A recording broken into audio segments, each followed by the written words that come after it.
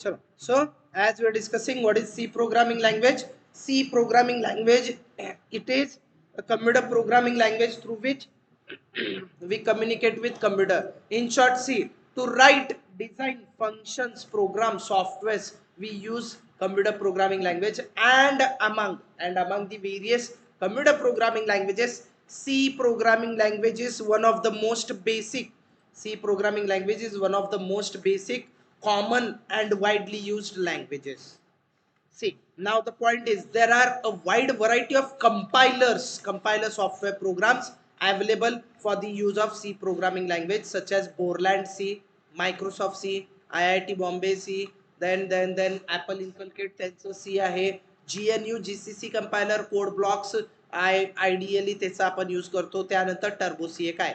ह्याच्यामधनं हे दोन आपण शिकणार आहोत. हे दोन म्हणजे काय, these are just two software programs, two different tools.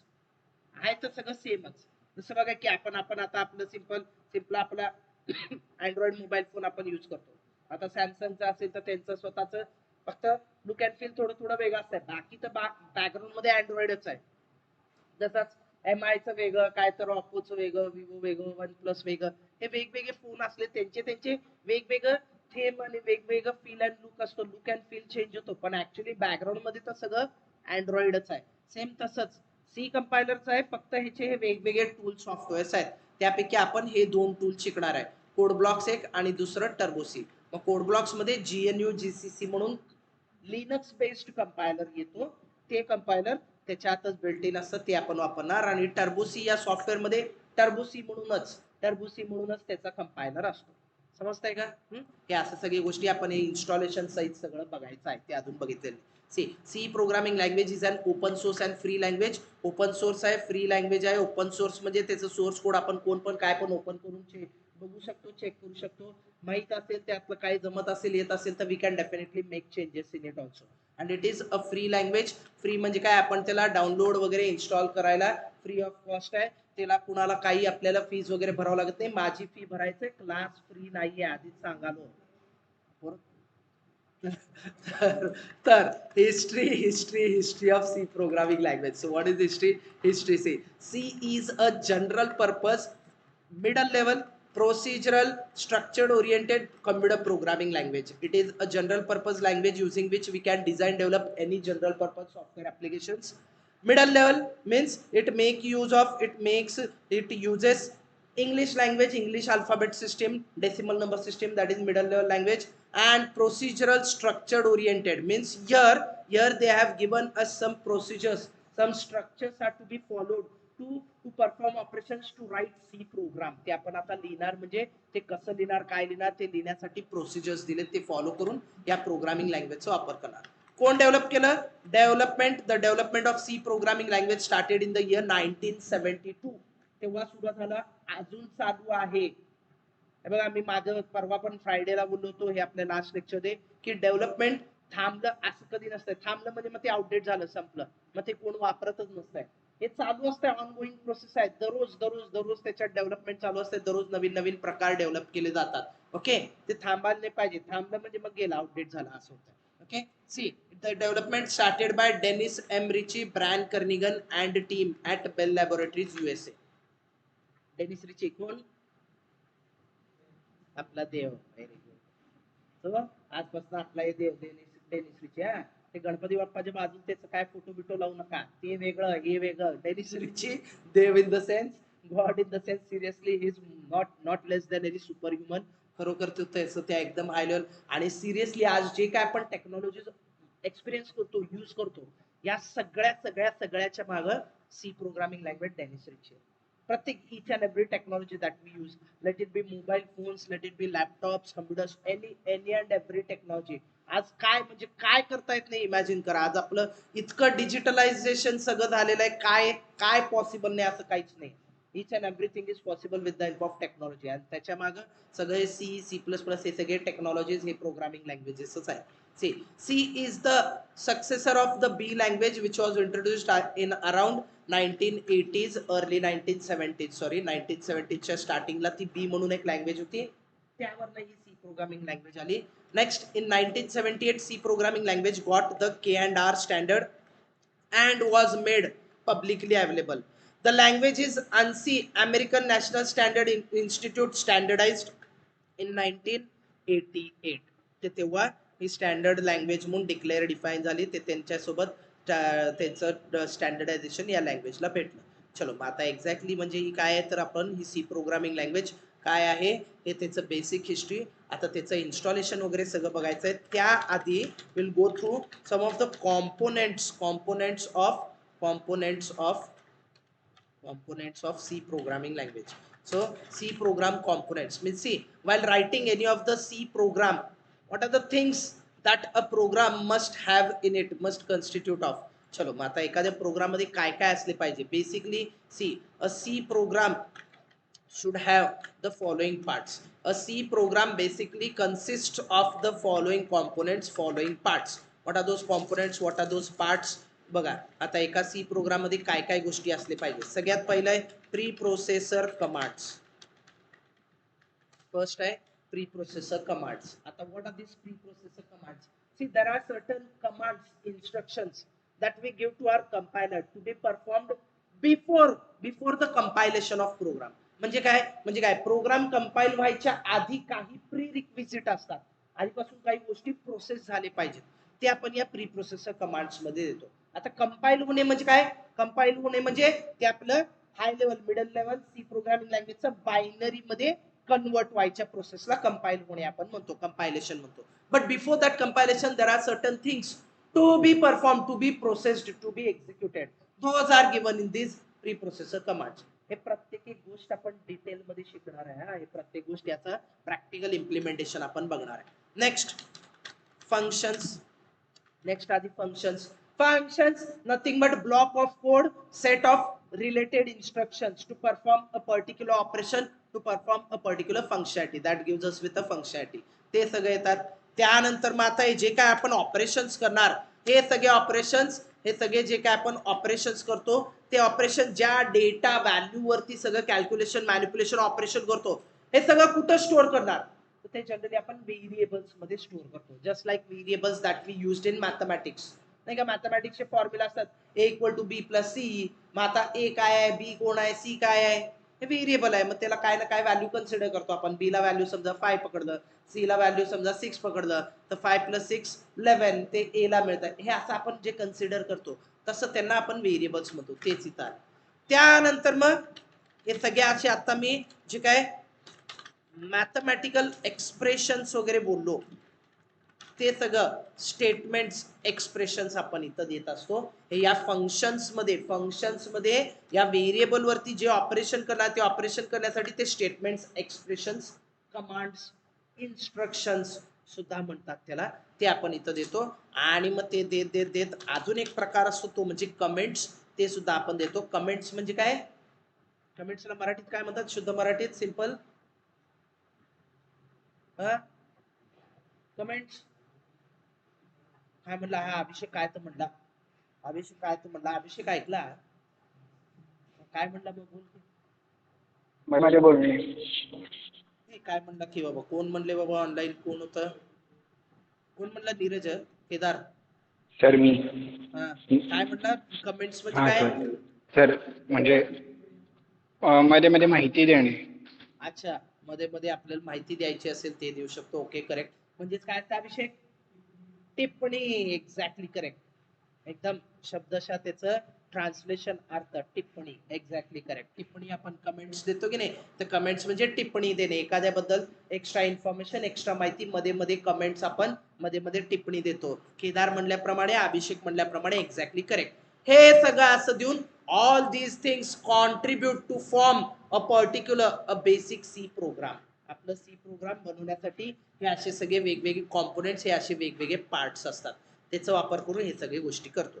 थोडक्यात बघा आता आपण काय करणार आहे माहिती का. इंग्लिश लँग्वेज सगळ्यांना येत आहे, सगळ्यांना येते की, हे तोंडावर दिसतं की शाळेत गेला होता म्हणून, गेले होते की सगळे. तर आपण स्कूलमध्ये इंग्लिश शिकलोय की, मग काय आणि कसं शिकलात, काय काय शिकलं, स्टेप बाय स्टेप आपल्याला काय काय कसं कसं शिकवलंय, कुणाला आठवतंय का. तेव्हा हे 10-12 वर्ष कुठला आठवत ते सोडा, कशाला उगत परत. तर काय शिकवले म्हणजेच Alphabets, exactly correct. So first we learned alphabets, then digits, then symbols. So first we started learning alphabets. They taught us alphabets, digits, signs, symbols हे सगळं शिकवले. तेच ते alphabets वगैरे म्हणजे काय, तेच आपलं A B C D, A for apple, B for ball, C for language, ते आता आपण शिकणार आहे. आतापर्यंत सी फॉर कॅटच माहित होतं आपल्याला. नाही, मांजराच्या पलीकडे आता बोका पण, ए बे बोका कुठं आला, बोका नाही, लँग्वेज पण आहे, ते शिकणार आहे आता.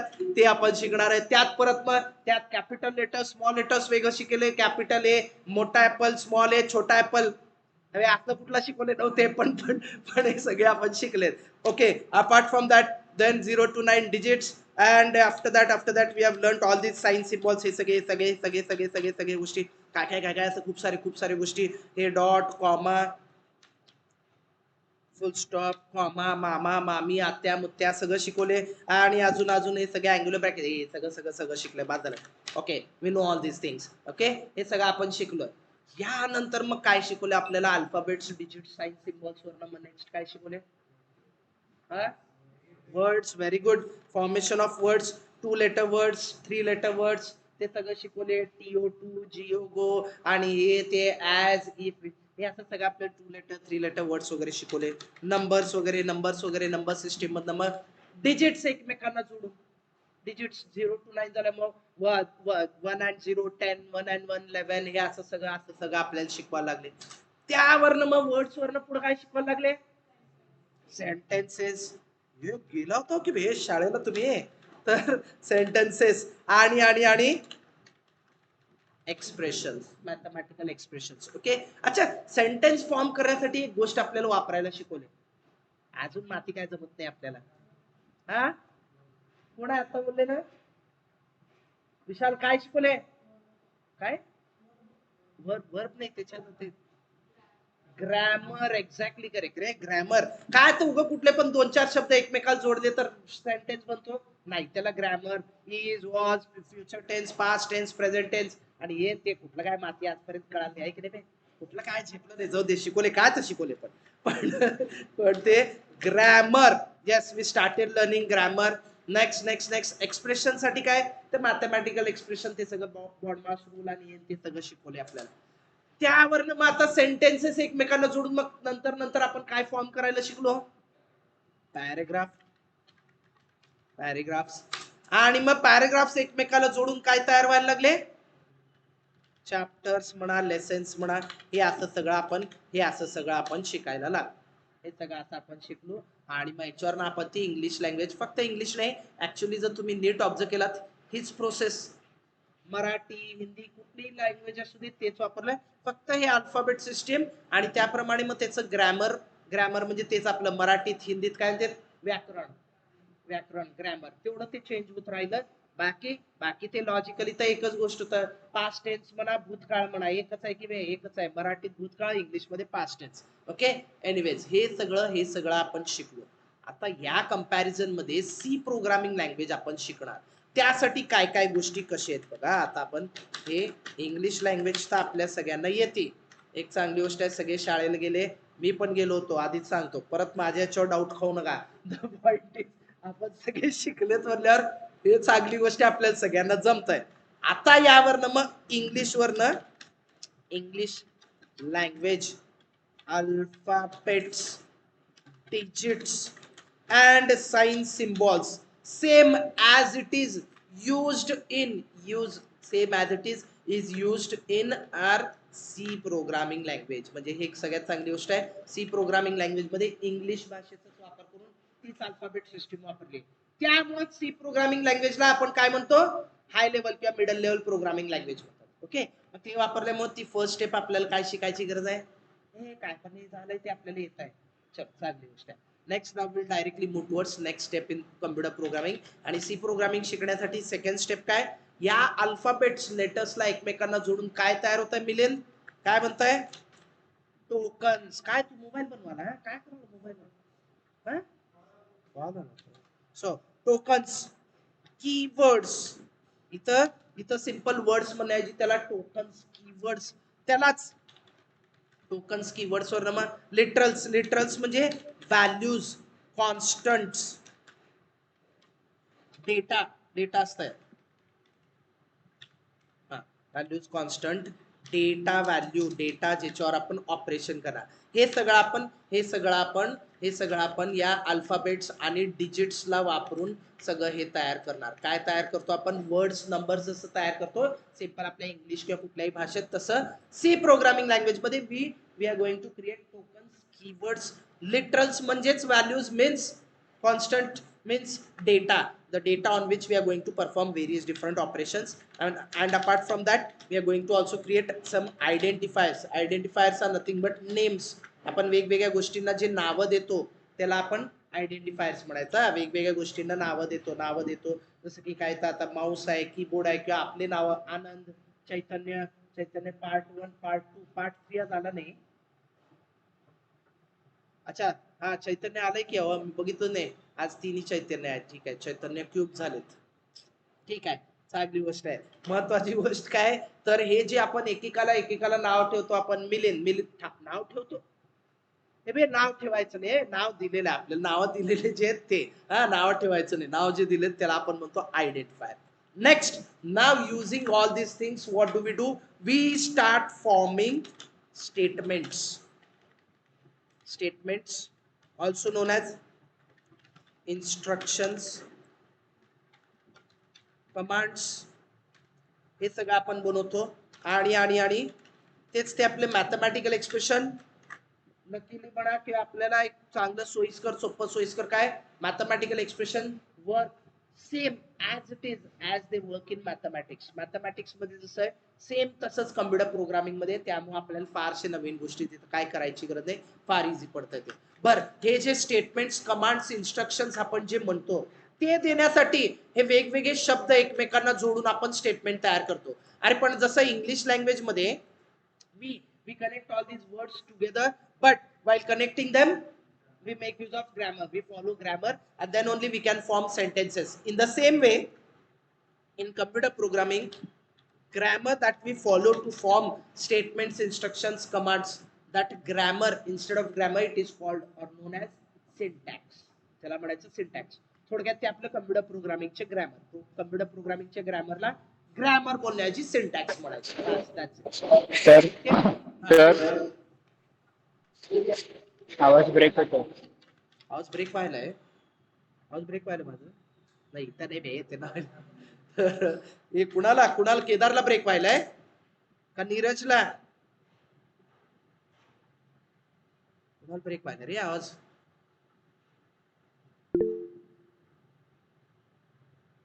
आणि नीरजला पण आवाज ब्रेक होतोय दोघांना व्हायलाय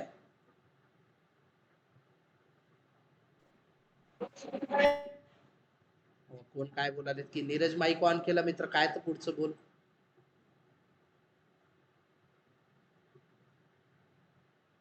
नाही की रे माझ्याकडे आहे की रे स्पीड व्यवस्थित आहे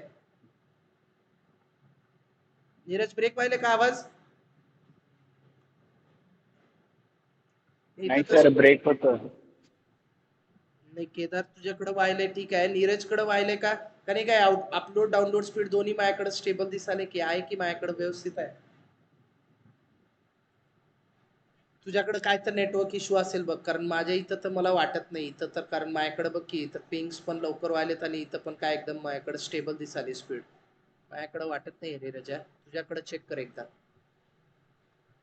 so functions now using these statements instructions commands which we write following the syntax expressions to perform mathematical operation all these all together using them we can write we can define functions that is block of code block of statements instruction त्याच्या ब्लॉकला आपण functions म्हणतो आणि मग हे functions एकमेकांना जोडून काय तयार होतात programs which can also be called as softwares कळालंय का हे असं आपण जसं इंग्लिश लँग्वेज शिकलो तसंच स्टेप बाय स्टेप प्रोसिजर आपण फॉलो करून तसंच आपण हे सगळं सी प्रोग्रामिंग लँग्वेज शिकणार आहे ओके चलो आता हे नुसतं असं बोलायला एवढं सोपं आहे पण ते आता इम्प्लिमेंट करून सगळं बघायचं म्हणल्यावर चलो त्यासाठी कुठलं काय टूल सॉफ्टवेअर प्रोग्राम काय लागतंय to use C programming language. चलो कुठले आणि काय सॉफ्टवेअर प्रोग्राम्स काय लागतं आपल्याला ते सगळं आपण आता इथं बघू.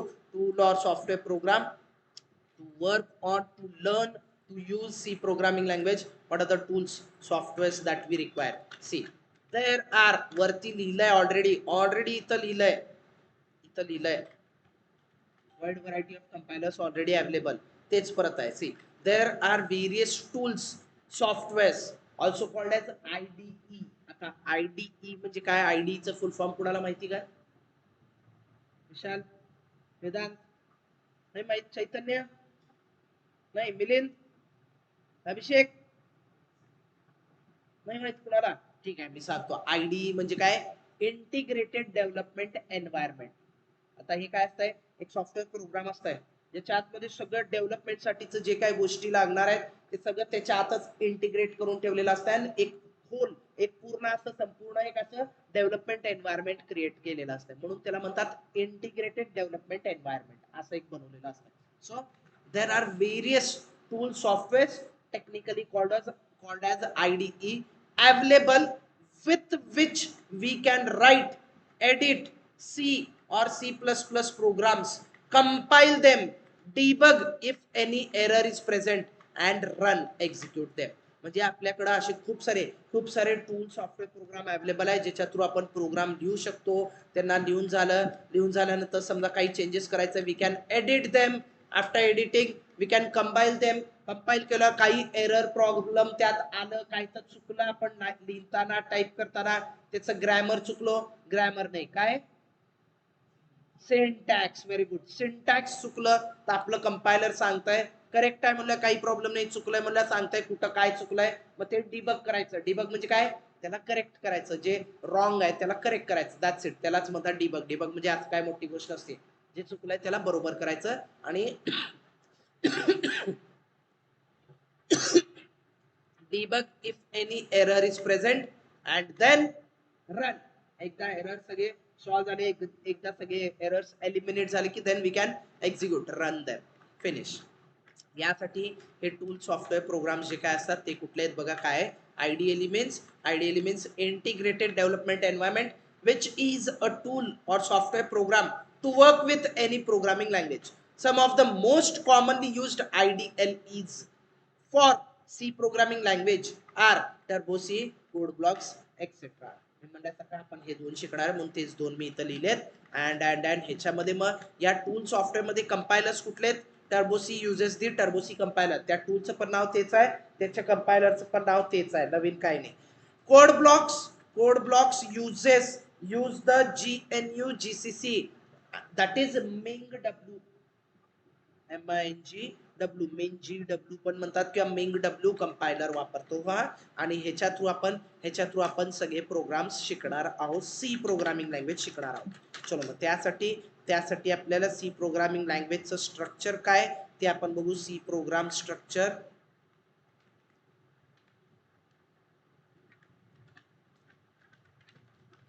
चलो सी प्रोग्रामचं स्ट्रक्चर काय असतंय ते आपण इथं बघू आणि मग त्या स्ट्रक्चरवरनं त्याच्यावरनं आपण आपलं प्रोग्राम कसं काय ते आपण बघू. हे इन्स्टॉलेशन वगैरे पण आपल्याला बघायचं आहे. So a programming language, C programming language is a structure procedure oriented programming language. In short, here structures procedures are given to us and we just have to follow them to write our program. Thus here to write any program we need to follow the structure of the C program. कुठलाही programme लिहिताना ते C programming लँग्वेजचं सीचं structure follow करायचं. That is a procedure is required to follow to write any C program which is as shown below. ती procedure म्हणजे काय लागतं इथं? General form of that C program. General form of a C program. C प्रोग्रामचा आपलं general form कसं दिसतो काय? खरं तर ते वर लिहिलेलं परत तेच येतं इथं वर आपण कॉम्पोनेंट्स म्हणून लिहिले की नाही तेच परत येतं. काय येतंय बघा इथं कसं येतंय. फर्स्ट म्हणजे pre processor commands that start with hash symbol.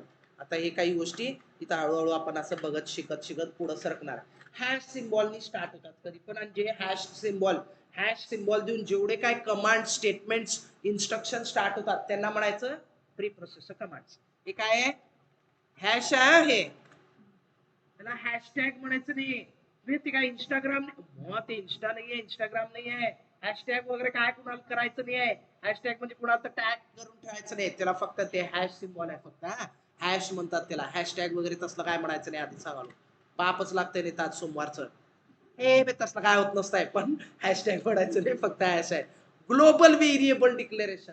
After these preprocessor commands, we can define global variables. Next, later on, we can declare functions. ते functions प्रोटोटाइप्स पण म्हणतो. प्रोटोटाइप म्हणजे काय? त्याचा एक फक्त असा एक डेमो मॉडेल. मग त्याचं वर्किंग मॉडेल म्हणजे इथं पुढे असतंय द मेन फंक्शन. मेन म्हणजे मेन मेनच त्याच्या नावाचाच अर्थ आहे. मेन म्हणजे महत्वाचं म्हणजे मेन म्हणजे अबे बादल की महत्वाचं तेच आहे तर तिथनं ते मॅन्डेटरी आहे, कंपल्सरी आहे. इथनं आपल्या प्रोग्रामची सुरुवात होती. Execution start from here and then the functions that we have already declared have to be defined. जे काय डिक्लेअर केलेले फंक्शन त्याला डिफाइन करायचं. Definition of the declared functions that is statements, instructions, commands. ते आपल्या फंक्शनचं ब्लॉक ऑफ कोड तिथं आपण define करतो. हे असं करून आपलं एक सिंपल प्रोग्राम आपण सॉल्व, डिझाइन, डिफाइन करतो. जसं की फॉर एक्झाम्पल बघा इथं ते सगळं मी इथं देऊन दाखवतो कसं आणि काय. हे बघा हॅश सिम्बॉल, हॅश देऊन मग इथं जी काय प्री प्रोसेसर कमांड द्यायचे ब्रॅकेटच्या आत द्यायचं नाहीये. ते ब्रॅकेटच्या आत मुद्दा असं माहिती म्हणून अशी लिहिली आहे. ब्रॅकेट्स लिहायचे नाहीयेत. तिथं ती प्री प्रोसेसर कमांड येते. त्यानंतर रिटर्न डेटा टाइप, फंक्शनचं नेम आणि ते फंक्शनचे पॅरामीटर्स. हे प्रत्येक एक गोष्ट डिटेल डेप्थ मध्ये आपण पुढे शिकणार आहे. फंक्शन्स म्हणून आपलं लास्ट चॅप्टर आहे. लास्ट म्हणजे सेकंड लास्ट चॅप्टर तेव्हा ते डिटेल मध्ये होईल. सध्या फक्त असं असतंय लक्षात ठेवा. त्यानंतर मग हे मेन फंक्शन हे तर आपण राईट फ्रॉम बिगिनिंग लगेच आपण आज उद्यापासून हेच आपण बघणार आहे. मेन फंक्शनचं रिटर्न टाइप वॉइड असतंय. वॉइड म्हणजे नल, नथिंग, काहीच नाही तिथं हवा पाणी काही नाही, 0 नाही 1 नाही काही नाही नथिंग, नल नथिंग, एकदम कम्प्लिटली प्युअरली एम्प्टी. जसं की ही चेअर काय वॉइड आहे आनंद? नाही